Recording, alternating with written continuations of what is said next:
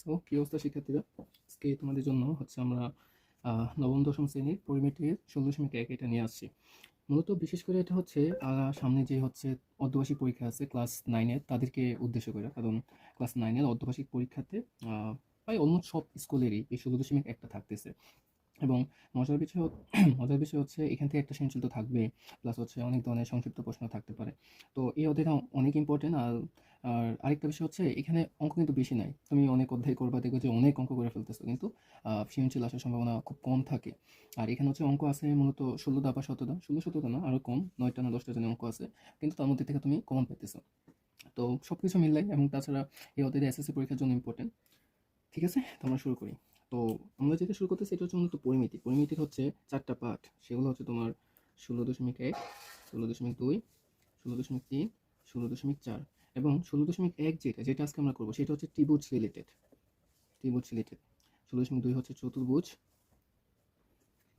16.3 হচ্ছে বৃত্ত, আর 16.4 হচ্ছে এটা হচ্ছে তোমার সিলিন্ডার, তারপর হচ্ছে আয়তাকার ঘনবস্তু, এরকম। তো আমরা হচ্ছে ঘনবস্তু লিখে রাখি, ঘনবস্তু। সো আমাদের এখন হচ্ছে 16.1টা। তো যেহেতু 16.1 হচ্ছে ত্রিভুজ নিয়ে, তো আমাদের এখানে প্রথমে হচ্ছে ত্রিভুজের যে যত সূত্র আছে, ক্ষেত্রফল, এই টাইপের, ওইগুলো আমাদের শিখে নিতে হবে প্রথমে, ত্রিভুজ ত্রিভুজ সম্পর্কিত। তো চলো প্রথমে আমরা হচ্ছে একটু সংক্ষিপ্তভাবে সূত্রগুলো জেনে নিই। যেমন প্রথমে যদি আমি শুধু ক্ষেত্রফলের, ত্রিভুজের ক্ষেত্রফলের কথা বলি, ত্রিভুজের ক্ষেত্রফল। সো আমরা জানি ত্রিভুজের ক্ষেত্রফল হচ্ছে হাফ ইন্টু ভূমি গুণ উচ্চতা। এটা হচ্ছে শুধু ত্রিভুজের ক্ষেত্রফল, এবং এটা কিন্তু আমরা সবাই জানি, ছোটো ক্লাস থেকে আমরা এটাই পড়ে আসতেছি। তো এর বাইরেও এখানে আরও অনেক ধরনের ক্ষেত্রফলের সূত্র আছে ত্রিভুজ রিলেটেড। সো এটা হচ্ছে তোমার সাধারণ ত্রিভুজ, যে কোনো ত্রিভুজ বললে তখন হচ্ছে আমরা এটা করে থাকি আর কি। এবার আসো, যদি ধরো তোমাকে বলে যে সমকোণী ত্রিভুজ, তখন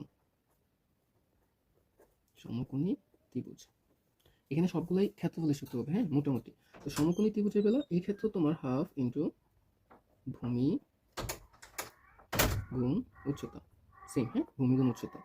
এবার আসো, যদি বলে থাকে যে সমবাহু ত্রিভুজ, সমবাহু ত্রিভুজ। আচ্ছা, প্রথমে আমরা একটু দেখে নিই যে সমবাহু ত্রিভুজটা আসলে কিরকম। আমরা জানি সমবাহু ত্রিভুজ হচ্ছে যে ত্রিভুজের 3টা বাহুই সমান, সেটা হচ্ছে সমবাহু ত্রিভুজ। ধরো আমরা একটা ত্রিভুজ আঁকলাম যার 3টা বাহু সমান,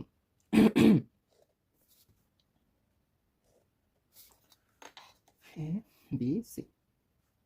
ধরো তার 3টা বাহু সমান, ধরো এটাও 5 সেমি, এটাও 5 সেমি, এটাও 5 সেমি, বা এটাও এ, এটাও এ, এটাও এ। ওই ক্ষেত্রে এটাকে আমরা বলি সমবাহু ত্রিভুজ। আর এই সমবাহু ত্রিভুজের ক্ষেত্রফলের সূত্রটা হচ্ছে √3/4 ইন্টু বাহু স্কয়ার, বাহু স্কয়ার। তো এখানে আমরা হচ্ছে বাহুটাকে কি নিয়েছি, ধরো তোমার হচ্ছে মান দেওয়া আছে, তুমি এখানে হচ্ছে মান বাহুর জায়গায় 5 বসাবা।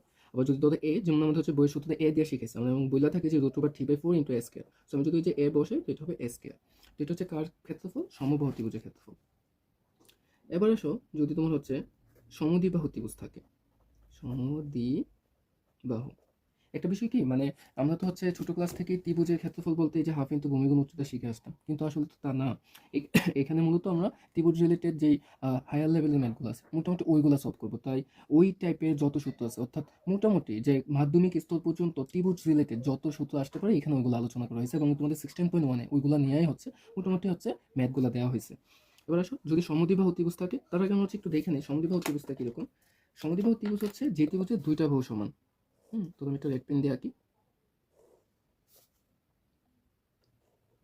যে ত্রিভুজের 2টা বাহু সমান, ধরো এটা একটা ত্রিভুজ, তার এই 2টা বাহু সমান, এই বাহুটা সমান না এটার সাথে, তো এটা হচ্ছে 5, এটা 5, আর এটা হচ্ছে 4। বা ধরো এটা এ, এটা এ, আর এটা হচ্ছে তাহলে বি। ওই ক্ষেত্রে আমরা এটাকে বলতে থাকি হচ্ছে সমদ্বিবাহু ত্রিভুজ, যে ত্রিভুজের 2টা বাহু সমান। ওই ক্ষেত্রে সূত্রটা কি, ওই ক্ষেত্রে সূত্রটা হচ্ছে তোমার b/4 √4 a square minus b square. তো এখানে একটা বিষয় বুঝতে হবে, বি মানে বোঝাচ্ছে অসমান বাহু, হ্যাঁ, অসমান বাহু। √4 এ, এ মানে হচ্ছে সমান বাহু। মানে এখানে তো আমরা প্রতীকী হিসেবে ব্যবহার করতেছি। এখন ধরো তুমি যখন হচ্ছে মান দিয়ে করবা, যেমন আমি যদি এখানে মানটা বসাই, তোমরা বি মানে বোঝাবো কোন মানটা, যে মানটা অসমান। যেমন এখানে হচ্ছে অসমান মানে হচ্ছে 4, নিচে 4, √4 ইন্টু এ স্কয়ার, এ মানে হচ্ছে কত 5, আর বি মানে হচ্ছে 4। ওকে, সো এটা হচ্ছে সমদ্বিবাহু ত্রিভুজের ক্ষেত্রফল। বিষমবাহু হচ্ছে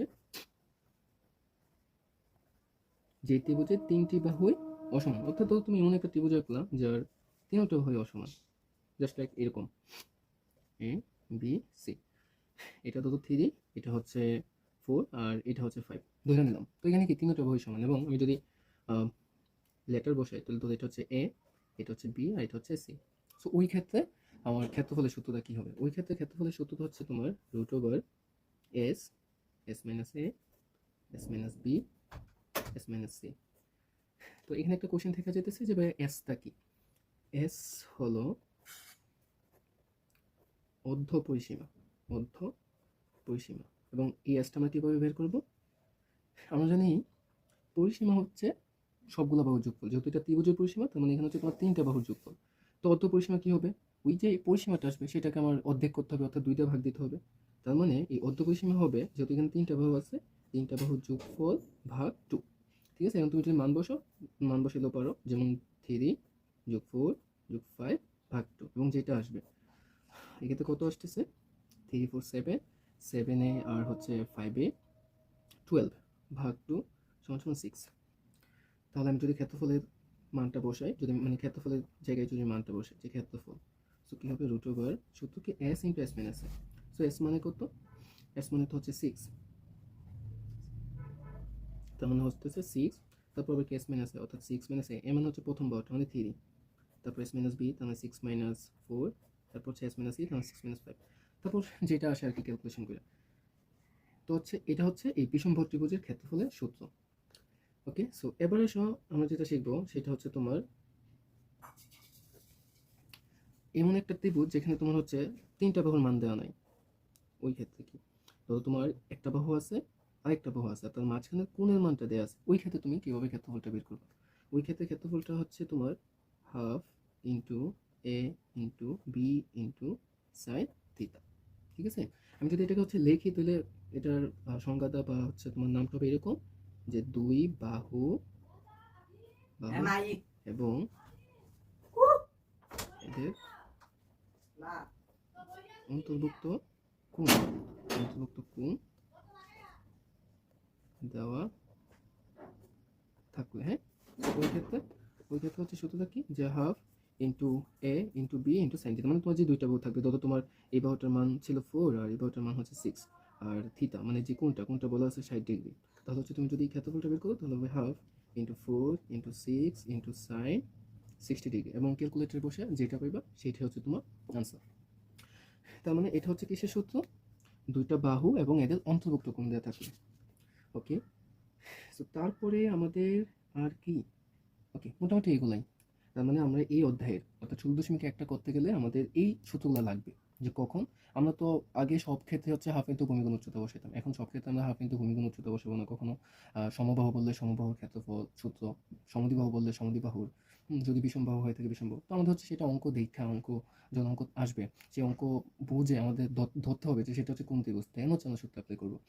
আরেকটা বিষয়, এই অধ্যায়টা কিন্তু খুবই ইম্পর্টেন্ট, বিশেষ করে তোমরা 9-এর থেকে যদি এই পুরাটা অধ্যায় শেষ করে শুরু করো। এই জন্য এটা তো 4টা পার্ট, এবং দেখো তোমাদের এখন শুধু একটা পার্ট থেকে একটা সৃজনশীল পেয়ে যেতেছো।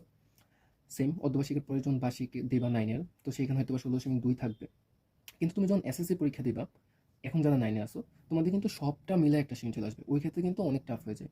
এবং তোমাদের ক্লাস 9-10-এর এসএসসির যে সিলেবাস, সেখানে এই অধ্যায়টা মোটামুটি একটা কঠিন অধ্যায়। তো প্লাস পয়েন্ট হচ্ছে এই অধ্যায়টা থেকে কিন্তু তোমার একটা সৃজনশীল মাস্ট থাকবে, এটা খুব ইম্পর্টেন্ট তোমার এ প্লাস নিশ্চিত করতে গেলে, যে আমি যেন এই অধ্যায়টা আমার কভার থাকে। তো এখন থেকে যদি তুমি পার্ট বাই পার্ট শেষ করে শুরু করো, তো এখন 16.1টা ভালো করে শেষ করলাম, তারপর তুমি 16.2টা, তারপর 10-টা, বাকি 2টা, তখন দেখা যাবে তোমার মডেল টেস্টের পরে বা মডেল টেস্টের পূর্ববর্তী সময় পুরোটা অধ্যায় রিভিশন দিতে, মানে এই যে পরিমিতি, তোমার তেমন হচ্ছে আর কষ্ট পেতে হবে না, বা হচ্ছে এতটা অনিশ্চিততায় থাকতে হবে না যে আমি আনসার করতে পারবো কিনা। একটা ভালো গোছানো প্রিপারেশন থাকবে, তুমি হিউজ লেভেলের সৃজনশীল প্র্যাকটিস করতে পারবে। সো এটা অনেক ইম্পর্টেন্ট ওই হিসাবে চিন্তা করলে। তো যাই হোক, এখন আমাদের সূত্রের যত কনসেপ্ট ছিল সেটা শেষ, এখন হচ্ছে আমরা ম্যাথে যাবো। ওকে, ঠিক আছে, গুড।